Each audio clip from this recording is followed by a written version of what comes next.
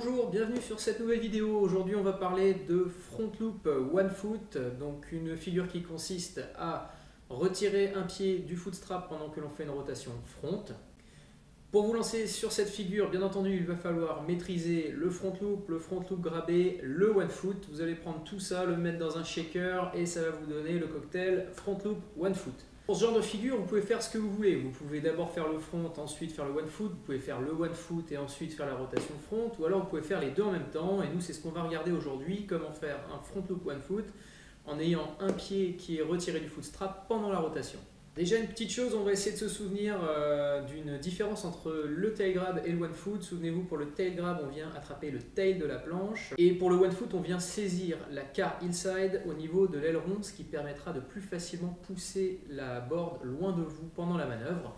Donc là, on va reprendre exactement cette condition que l'on va appliquer au front loop one foot. L'amorce du saut, c'est exactement comme un front loop grabé. N'allez pas chercher midi à 14 h. Par contre, essayez d'être quand même décemment toilé pour profiter d'un bon hang time.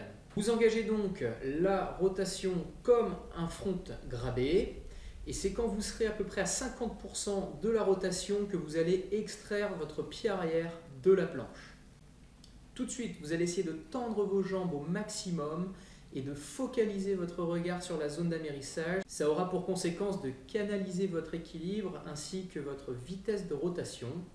Et entre 50% et 75% de rotation, le temps va un petit peu s'arrêter, la vitesse de rotation va ralentir et vous prenez entre guillemets la pause sur ce moment-là.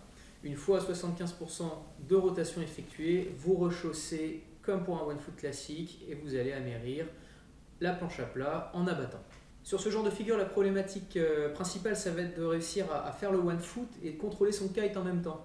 Et souvent, comme le one foot est un nouvel élément à la rotation front, on va oublier un petit peu son kite et on va souvent faire des erreurs de pilotage. Et c'est souvent les erreurs de pilotage qui seront le véritable problème. Donc ici, vous avez normalement assez d'expérience pour comprendre que si vous partez trop en avant, le kite est parti trop tôt en avant. Si vous tombez comme une pierre, c'est probablement que vous avez laissé le kite derrière vous. Si vous manquez un peu de ressources lors de l'amérissage, c'est probablement que le kite est resté au-dessus de votre tête. Et si vous vous plantez sur la plage, c'est probablement que vous n'avez pas les yeux en face des trous. Donc voilà, à vous de regarder un petit peu la situation et d'en tirer des conclusions. Je vous souhaite bonne chance pour cette vidéo. Bonne chance pour la vidéo. Ce jeune homme est exceptionnel. Il veut être persuasif, mais se considère comme difficile à écouter. Soyez très optimiste, soyez complètement con. Je ne vois que ça.